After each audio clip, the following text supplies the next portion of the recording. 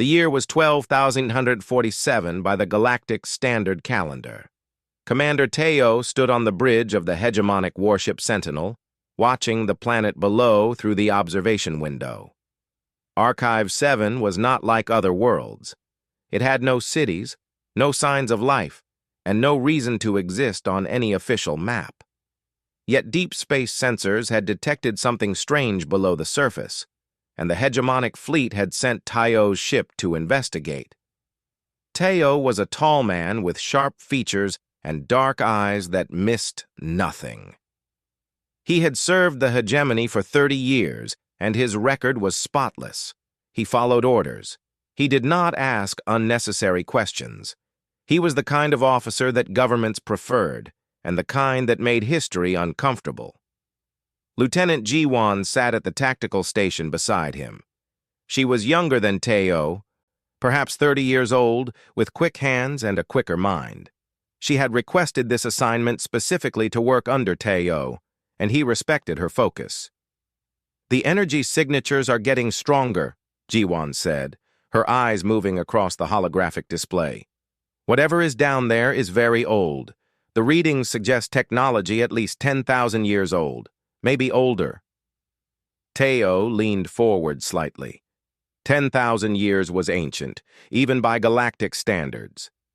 The hegemony itself was only 5,000 years old. Whatever was down there belonged to the era of the Ancient Council, a government so old that most species considered it mythical. "Send down a probe," Teo ordered. "Full spectrum analysis. I want to know everything." The probe descended through the planet's thin atmosphere. Jiwan watched the data stream in. Her eyes widened slightly. "Commander, there's a massive underground structure. Metallic, artificial, and—" She paused, her voice becoming uncertain. "There's power. A lot of power. The energy signatures are uniform. Thousands of them, maybe millions." Teo felt something shift in his chest. This was no ancient ruins. This was something else, something that had been deliberately hidden. "Send in a landing team," he said quietly. "Full environmental suits, armed, and Jiwan, keep this off the main communications. No reports to the hegemony yet." Jiwan hesitated for just a moment.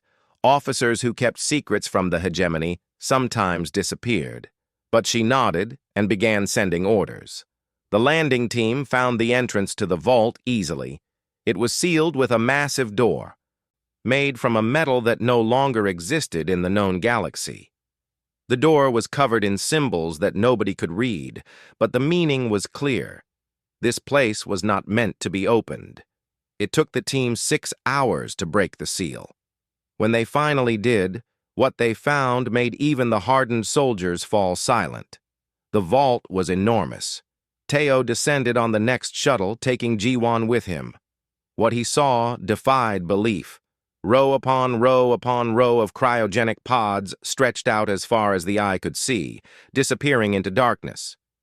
Each pod contained a figure, preserved in perfect stasis. And each figure was unmistakably humanoid, with the biological markers of the ancient species called humans. "How many are there?" Teo whispered. One of the team leaders, a technical officer named Dong Min, worked his scanner over the chamber. His hands trembled as he reported. "Preliminary count suggests approximately 5 million units. All active, all maintaining power through systems we don't understand. Commander, this facility is a tomb, or a prison, or I don't know what this is." Teo moved slowly between the pods, staring at the frozen faces inside. Humans. He had learned about them in historical classes, abstract information about a species that had existed thousands of years ago. They were a curiosity, nothing more, like studying insects preserved in amber.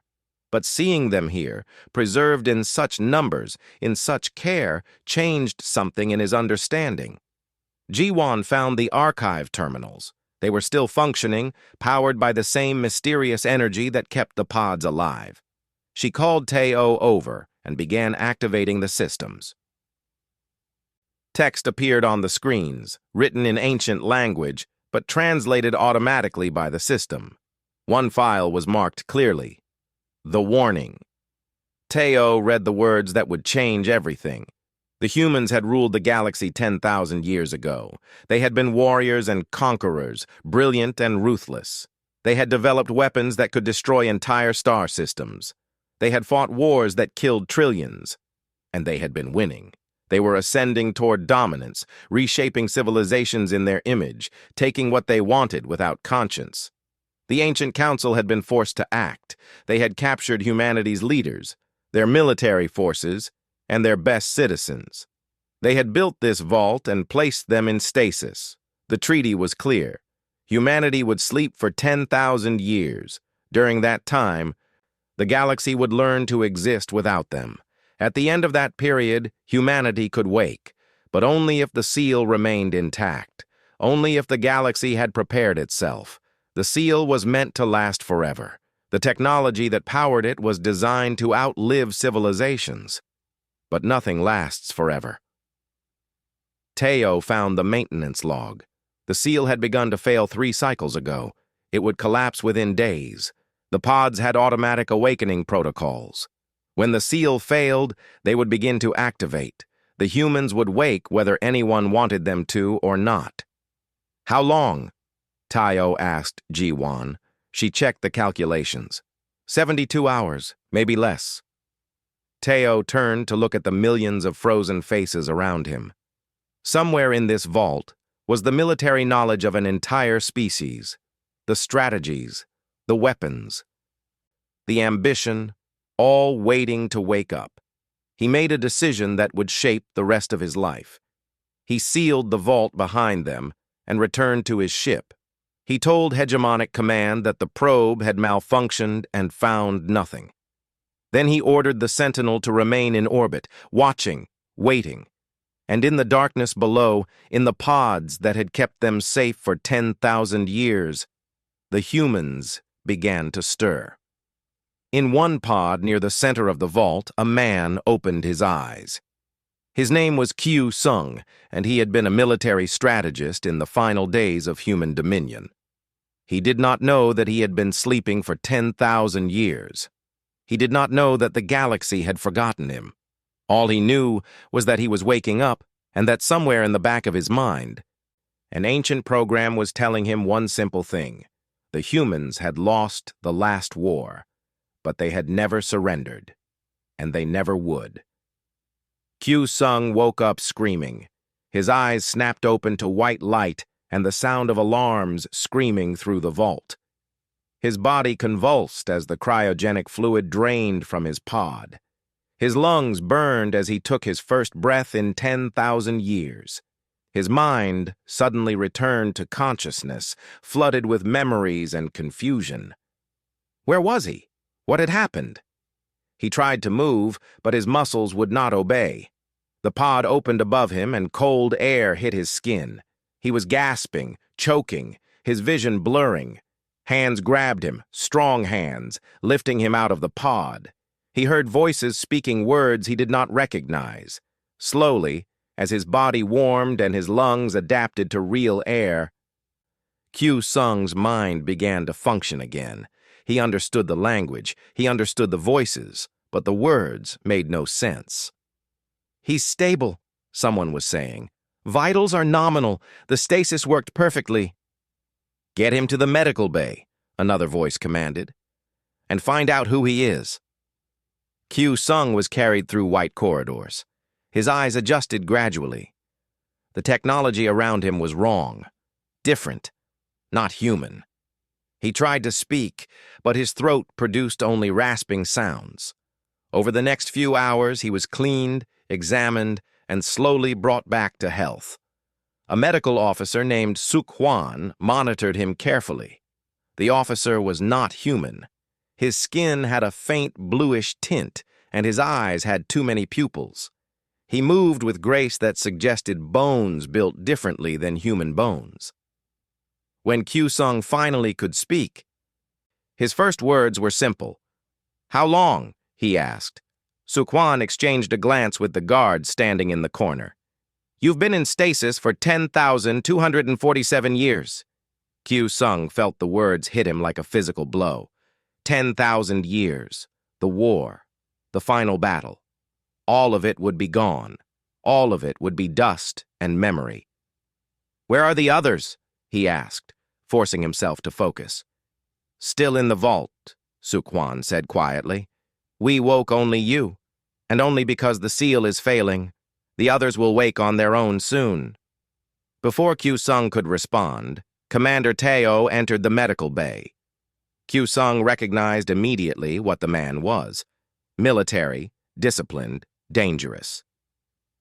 Teo studied the human with an expression that suggested he was looking at something he did not understand and was not sure he wanted to. My name is Commander Teo, he said. I am in command of the hegemonic fleet. You are in one of our research stations orbiting your world, Archive 7. I need to ask you some questions. Over the next several days, Teo and Q Sung had many conversations. Teo brought him data files, historical records, information about the galaxy as it currently existed. Q Sung absorbed it all like a man drinking water in a desert. And with each piece of information, his heart grew heavier. The human empire was gone. Completely gone. The worlds that humans had conquered had been liberated. Human DNA had been diluted across 1,000 colonies. Earth itself was now a backwater mining colony, its population unaware that their ancestors had once ruled the stars. The great human cities had been demolished. The human fleets had been scattered and absorbed into other military structures. Everything his people had built had been systematically erased from history. But worse than that, Q Sung realized, was that this erasure had been done so thoroughly that most of the galaxy did not even remember humans had existed. They were not remembered as enemies. They were simply forgotten. Why? Q Sung asked on the third day. Why did you wake me? Teo hesitated. A good soldier, Q Sung noted, would have followed orders. The fact that Teo had deviated suggested something deeper, something that had troubled the man enough to break protocol. Because I needed to understand, Teo said. The vault exists for a reason. The stasis exists for a reason. The galaxy sealed away your entire species. I needed to know why, and I think you should know what happened to your people. Before Teo could say more, an alert sounded throughout the station. Jiwon's voice came through the communication system. Commander, we have a priority message from Hegemonic High Command. They have detected the energy signatures from the vault. They are demanding a full report. They want to know what we have found. Teo's jaw tightened. He looked at Q Sung. The hegemony will order the vault sealed permanently. All of it. All 5 million humans still in stasis will be left to wake up without preparation, without support, or they will order it destroyed. They will kill them? Q Sung asked quietly. They will contain the threat, Teo corrected himself, which was almost worse. The Galactic Council meets in 2 days. High Command wants a recommendation. I need to decide whether to report this discovery or to suppress it. Q Sung understood what Teo was asking without him saying it aloud. Teo was offering him a choice. Turn him over to the hegemony, which would certainly study him and probably kill him, or help him learn about the galaxy, help him understand what had become of his people. And then they would decide together what humanity's fate should be. It was a choice that should have been impossible. But looking into Teo's eyes, Q Sung saw something unexpected. Not hatred, not fear, but curiosity. And something else. A sense that Teo knew on some level that the galaxy had done something fundamentally wrong to humanity. And that wrong was about to demand correction. Show me, Q Sung said. Show me everything. Let me understand what has happened, and then I will tell you what I think should be done. In a mining colony on Kepler 3, far from the hegemonic fleet's current position, a scientist named Min Ai was making a discovery that would echo across the galaxy. She had been researching genetic markers in her population, trying to understand why certain humans on her world seemed to possess unusual cognitive abilities. The data she was analyzing was telling her something impossible, something that suggested her entire understanding of galactic history was a lie. She pulled up the historical records and began cross-referencing. Her hands shook as the connections became clear. Her DNA, the DNA of millions on her world. It did not match any of the species the records claimed populated this region. It matched something else, something ancient, something the records said had been erased 10,000 years ago. Minnie stared at the screen and whispered one word. Humans. The discovery would change everything, but she did not know that yet. She only knew that she had found something that someone had gone to great lengths to hide, and she had no idea what she was about to do with that knowledge. The message from Min-I reached approximately 300,000 people on Kepler-3 before the authorities could stop it. She had not intended to broadcast her discovery so widely. She had only wanted to share it with her research team. But the moment she had sent it, she had made a critical mistake. She had used the public transmission system, the one that bypassed the usual safety filters. By the time the colonial authorities tried to contain the information, it was already spreading. Digital copies flew through networks. Scientists began examining her data. News stations started running stories. Within 12 hours, a new truth had entered the collective consciousness of millions. They were not who they thought they were. They were human. They were descendants of an ancient species that the galaxy had deliberately erased from history. The reactions were immediate and chaotic. Some people celebrated, some were devastated, some grew angry, and some, particularly the older generation, who had been told their entire lives that humans were a primitive species from ancient times, simply did not believe it. Min-I sat in a detention center on Kepler-3, waiting to be interrogated. The authorities did not know what to do with her. She had committed no crime, technically. She had only revealed the truth. But the truth was becoming a problem. On the Sentinel, Teo received reports of Min-A's discovery with a sense of grim inevitability. The secret was now public. The Hegemonic Council would have to act, and act quickly. Before he could respond, a transmission arrived from Hegemonic High Command. The order was direct and absolute. Seal all archive facilities, prevent any further awakening, destroy all evidence of Archive 7. This is classified maximum security. Any deviation will result in immediate termination. Teo stared at the order. Destroy all evidence. That meant destroying the vault. That meant killing 5 million humans in stasis. It meant destroying Q Sung, the man who had begun to show Teo that humans were not monsters, but people. Complex people, with hopes and fears and plans, just like any other species. He looked at Q Sung, who stood beside him on the bridge. The human had been learning the ship's systems at remarkable speed. He had already mastered 3 different technologies and seemed to understand tactical situations with an intuition that surprised even experienced officers. "They want you dead," Teo said simply. "All of you. The entire species. The Council has decided that sealed history is better than living threat." Q Sung had expected this. He had been a military strategist for centuries before the sleep. He understood how power thought, how fear motivated. "Then we do not give them the choice," Q Sung said. "You can have your victory and call it sealed. I will escape. I will reach the other humans. I will wake them gradually, carefully, in places where the Council cannot easily find them. We will rebuild. We will not attack. We will simply exist again." "The Council will never allow that," Teo said.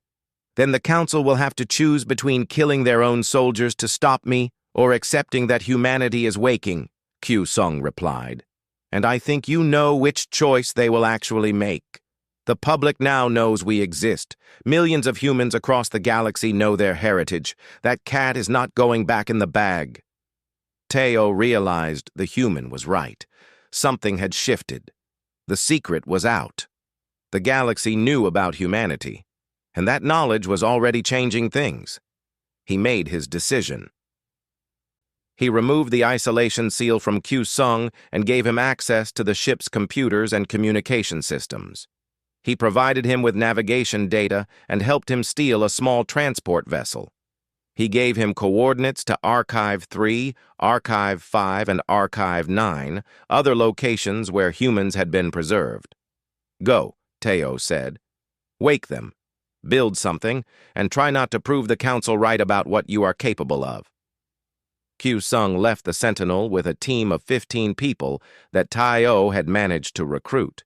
Some were sympathetic humans from across the galaxy.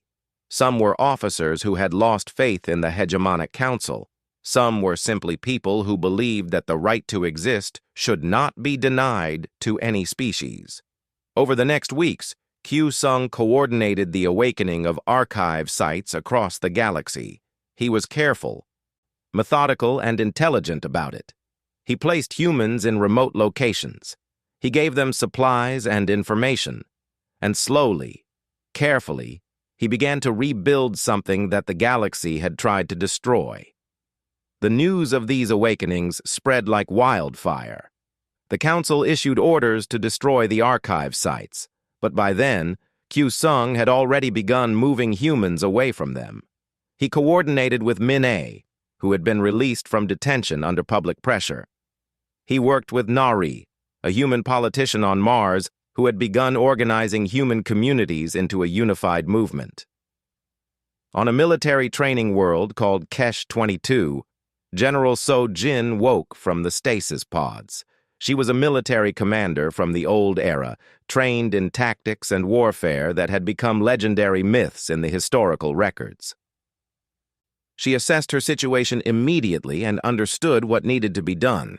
The hegemonic fleet attempted to prevent her from reaching other awakened humans. Instead of running, So Jin took a hegemonic patrol group completely by surprise with tactics they had never seen before. She used misdirection and psychological pressure. She predicted their movements before they made them. She overwhelmed their numerical advantage with superior planning. The battle was brief and devastating to the hegemony. 3 warships were disabled. 12 officers were captured, and General So Jin became the most dangerous human the galaxy had ever encountered in person. The message spread across human networks with incredible speed. Humanity was not weak. They were not primitive, and they were not going to accept being destroyed. Billions of humans across the galaxy began to organize. Some joined military movements, some joined political movements, some simply began demanding recognition and equal treatment from their governments. The Council found itself facing a phenomenon it had not anticipated, a global awakening of an entire species that had been deliberately hidden from history. Hegemonic ships moved to suppress the human uprising, but each conflict demonstrated something troubling to the other species. Humans adapted quickly. They fought with creativity. They recovered from setbacks with remarkable speed. They did things that seemed tactically impossible and succeeded. The Council grew desperate. They called an emergency session. They debated solutions. And one voice, more powerful than the others, suggested the final option. We must destroy them all. Not just the archives, all of them. Every human across the galaxy. It is the only way to prevent what the ancient council feared. Humanity is too dangerous to coexist with. We must exterminate them before they gain more power. The vote was close, but it passed. The order went out to all hegemonic forces. Execute order extinction. All humans are to be treated as hostile. All settlements are to be destroyed.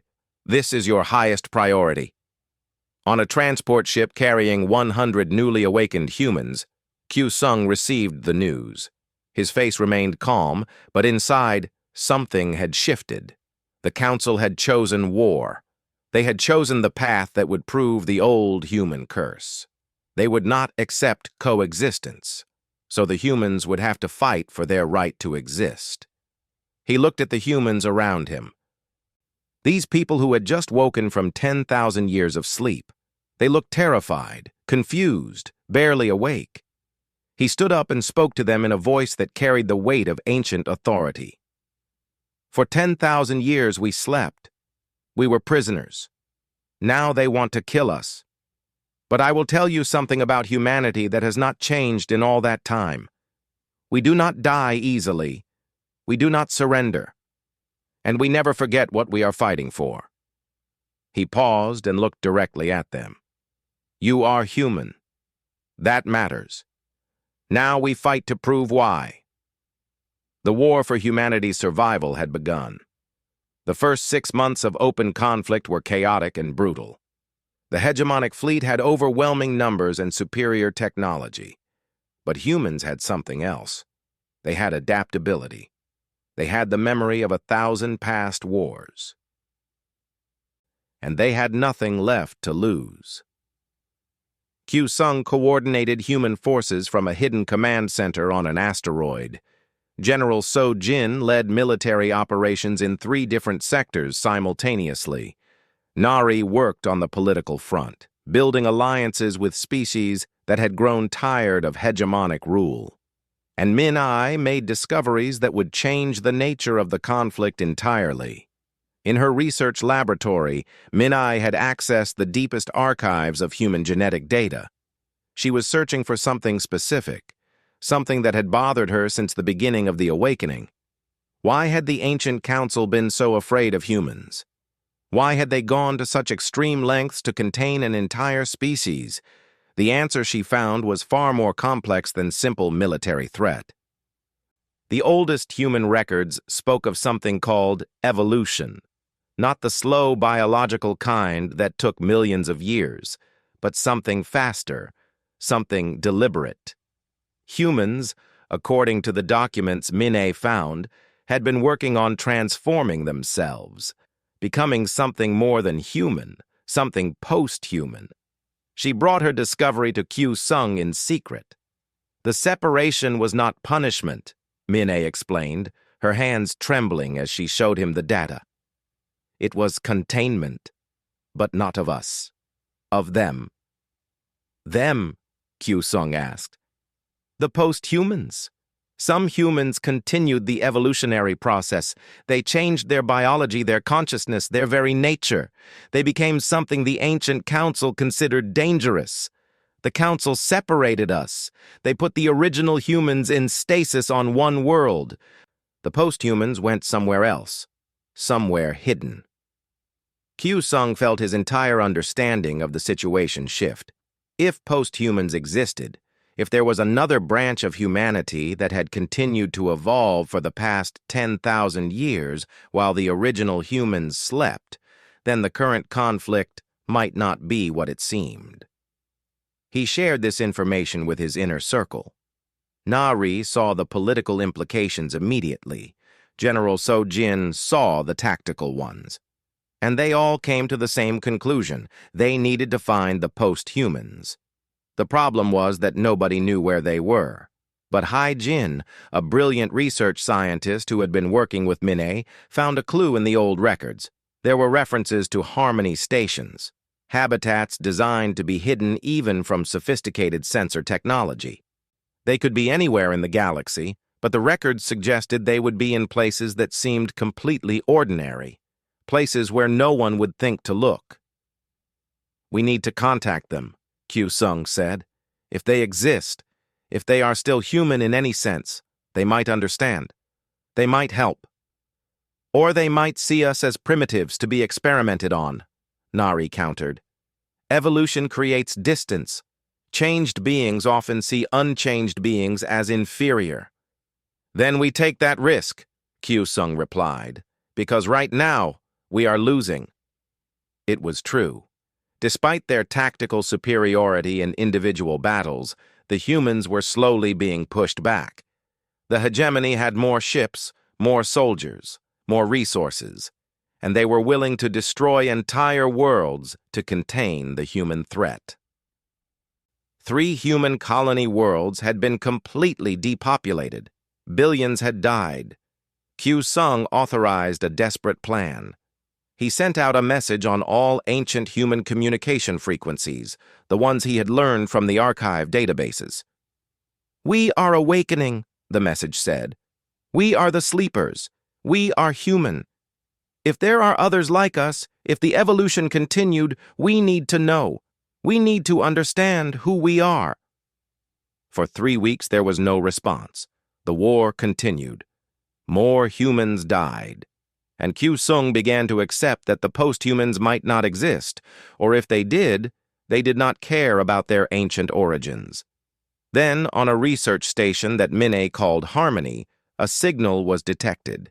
It came from deep space, from a location that no sensor should have been able to detect. The message was simple. "We are here. We have always been here. We have been waiting for this moment." Contact was established carefully through encrypted channels. The post-humans were willing to meet. They agreed to send a representative to a neutral station. And on a remote outpost on the edge of the hegemonic territory, Q Sung came face-to-face with Ari, a being that was and was not human. Ari was beautiful in a way that was almost painful to look at. Her body was human in form but enhanced beyond normal parameters. Her mind, Q Sung realized quickly, worked on levels that pure humans could barely comprehend. She moved with a grace that suggested biological engineering of the highest order. And when she spoke, her voice carried harmonics that seemed to resonate with something deep in the human part of Q Sung's mind. "You are the soldier who woke the sleepers," Ari said. "I am Q Sung, military strategist of the human empire." "That empire is 10,000 years dead," Ari replied. "We have watched it die. We have watched our siblings sleep. We have watched the galaxy fear us both. And now, finally, you wake up and remember what you are. But there is a problem, Q Sung. You remember what humanity was. We are what humanity became. And those are very different things." "Will you help us?" Q Sung asked directly. "The Council is trying to exterminate us." "Of course we will," Ari said, and her smile contained 1,000 years of hidden plans. "But not because you ask. We will help because the time has come for all of humanity to stop sleeping. All of us. The question is whether you are ready for that." The conversation lasted for hours. Ari explained that the post-humans had their own civilization, hidden throughout the galaxy. They had watched. They had improved themselves. They had worked toward a time when they could emerge without causing panic. But they had always known that the original humans would wake up eventually. The archive seals were never meant to last forever. She agreed to share post-human technology with the awakened humans. She agreed to coordinate military operations, and she agreed to something more fundamental. She would help them think about what humanity's future should be. But in Q Sung's mind, doubt grew. This was a being that was post-human, that had evolved beyond normal parameters.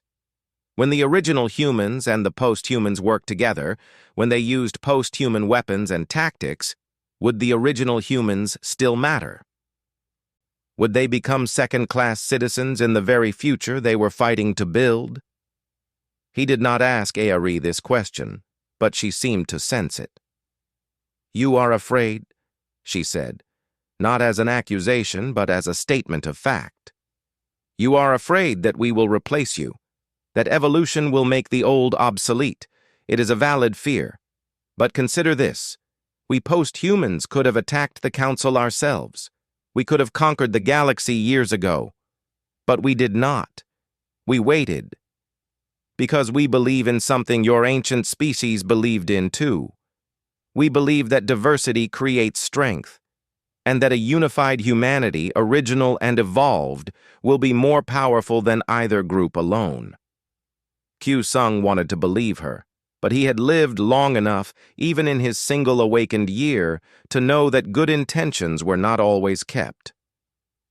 He would have to watch carefully, he would have to prepare contingencies, and he would have to think about what made someone human and whether that definition could stretch wide enough to include beings who had changed so fundamentally.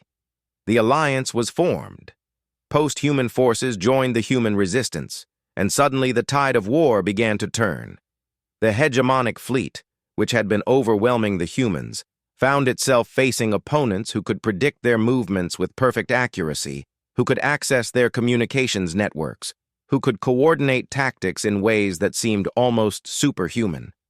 Because now they were, in a sense, superhuman. The question of what humanity would become was no longer theoretical. It was happening in real time, in the midst of a desperate war. And Q Sung had to lead humans through a transformation they had never anticipated, while trying to hold on to the core of what made them human in the first place. The future, he realized, would not be simple. It would be complicated and messy and full of hard choices, but at least they would have a future. At least they would not be sleeping anymore. The tide turned, but the cost was immense. Entire human settlements were destroyed before the post-human forces could arrive to protect them. Billions of humans died in the first year of open war. But the hegemonic council, overconfident in its numbers, had made a critical mistake. It had underestimated the effect that human innovation combined with post-human knowledge would have on military strategy. In the second year of conflict, the humans and post-humans attacked a hegemonic shipyard and captured an entire fleet. They liberated 3 worlds that had been under hegemonic control for centuries. The Council, which had seemed invincible, began to look vulnerable for the first time. But not everyone agreed on what should happen next. General So Jin wanted to continue the offensive. She wanted to push the hegemony completely out of human space. She wanted to reclaim worlds. She wanted humans to have territory, resources, and power to match any other species in the galaxy. And she was not wrong to feel this way. Humans had been disrespected. They had been erased. They had been hunted. In So Jin's mind, only complete military dominance would ensure their survival. Nari saw things differently. She believed that the galaxy could be changed through politics. That humans could negotiate a place in the galactic community. That they could prove themselves valuable and trustworthy and eventually be treated as equals. She advocated for peace negotiations, for compromise, for integration rather than separation. Q Sung, caught between these two visions, found himself doubting everything. One night, he stood alone in a command center, looking at tactical displays showing the distribution of human forces across the galaxy. Over 1 billion humans were now awake. Millions of them were fighting. Hundreds of thousands more were dying every day. And for what? So that they could dominate? So that they could be accepted? So that they could find a place in a galaxy that had tried so hard to forget them. Ari found him there. She moved so quietly that even though Q Sung's awareness had been sharpened by a year of warfare, he did not notice her approach until she spoke. "You are conflicted," she said. "Everyone is conflicted," Q Sung replied. "We are not united.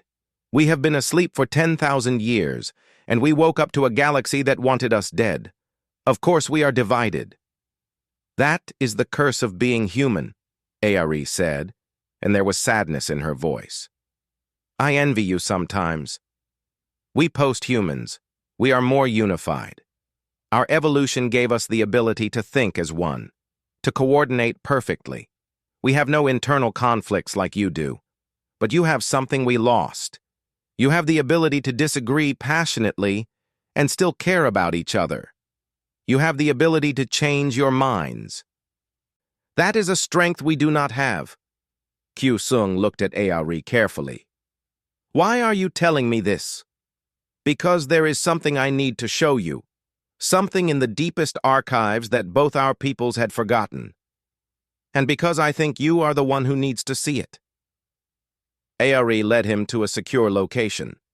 She accessed archives that required post-human cognitive levels to even perceive, and she showed him the truth. Humanity had not been created by accident. The earliest records showed that an older species, one that had transcended physical form entirely, had seeded humanity across the galaxy. They had done it as an experiment. They had wanted to see if a species could be deliberately designed to be adaptable, to be able to change, to be able to evolve, to be able to grow beyond their initial parameters. Humans had exceeded expectations. They had become too good at adapting. They had become ambitious. They had consumed resources and territories at an unsustainable rate. The post-human branch had been created as a response, an attempt to create a version of humanity that could think more globally, that could plan on longer timescales, that would not burn out of control like the original species. But the ancient council, afraid of both, had locked them away. The original humans in stasis, the post-humans in hidden space, neither knowing about the other fully, both watching and waiting for a moment that had finally come. "We were created as experiments," Q-Sung said slowly. "Yes, and we have been trying to move beyond that creation ever since, the post-humans especially. We have been asking ourselves, what does it mean to be more than what you were designed to be? What does it mean to take control of your own evolution?" Q-Sung understood. The post-humans had not just evolved biologically, they had evolved philosophically. They had become something new, and in doing so, they had discovered truths about existence that the original humans were only beginning to glimpse. He brought this information to his inner circle. The revelation divided them further. Some saw it as proof that humans and post-humans were fundamentally different. Others saw it as proof that they had always been meant to work together. And some, particularly General So-Jin, saw it as a reason to distrust the post-humans entirely. "They will use this knowledge against us," So-Jin argued. "They will claim superior understanding. They will claim the right to lead. We should separate ourselves from them. We should build our own civilization, independent of post-human guidance." "But they have the weapons," Mine countered. "They have the technology. We would not survive isolation." "Then we take their technology," So-Jin replied coldly. "We learn from them, and then we separate. We become what we were meant to be without their interference." Q-Sung saw the danger in this path. If humans tried to steal post-human technology and separate, it would create a conflict within the human alliance itself. Humans who had bonded with post-humans would resist. It could tear apart everything they had built. He called for a full assembly of human leadership. Thousands of people gathered, both awake humans and post-humans. And he made a speech that he had been thinking about since he woke up. "We are divided," he said, his voice carrying across the assembled crowd, "and we have a right to be. We have been treated as a single species, but we are not. We are original humans, and we are post-humans. We are military and civilians. We are idealists and pragmatists. We are desperate to survive and afraid of what we might become. But I will tell you something that I learned in 10,000 years of sleep and a year of waking. Division does not mean destruction. Division can mean growth." He continued, choosing his words carefully. "General So-Jin is right that we cannot depend entirely on the post-humans. Nari is right that we cannot achieve everything through military force alone. Iari is right that we have the potential to be something great. But all of them are also incomplete. Alone, any one of these visions fails. Together, they create something better than any single perspective." "What are you proposing?" Nari asked. "I am proposing that we stop trying to choose between old humanity and new humanity, between military dominance and peaceful integration, between independence and alliance. Instead, I propose we embrace all of these things simultaneously. We build military strength to ensure our survival. We build political alliances to create opportunity for peace. We learn from post-humans while maintaining our own identity. We become something the galaxy has never seen before, a species united in diversity, strong in contradiction, powerful in our ability to hold multiple truths at once. It was an imperfect vision. But it was human in a way that pure post-human thinking could never be. It accepted contradiction. It required constant negotiation. It was messy and difficult and inefficient. And it was real. General So-Jin did not completely agree. Nari still thought they could have done better, but they accepted it. And slowly, over the next months, humanity began to move forward not as a unified force with a single vision, but as a complicated collection of ideas and beliefs trying to work together toward a common future. The war with the hegemonic council reached a turning point.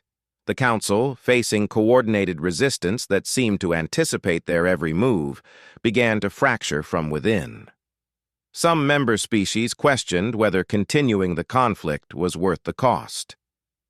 Some began secret negotiations with human and post-human representatives. And on a station in the heart of the galaxy, Ayari made an announcement that would change everything. "The time has come," she said, broadcasting to all humans and post-humans simultaneously, "for us to stop fighting only to survive. We must begin fighting to build. The Council is weakening, but destruction of the Council is not our goal. Transformation of the galaxy is our goal, and that begins now." The final phase of the awakening was beginning. The humans were no longer just trying to survive, they were beginning to imagine what they could create.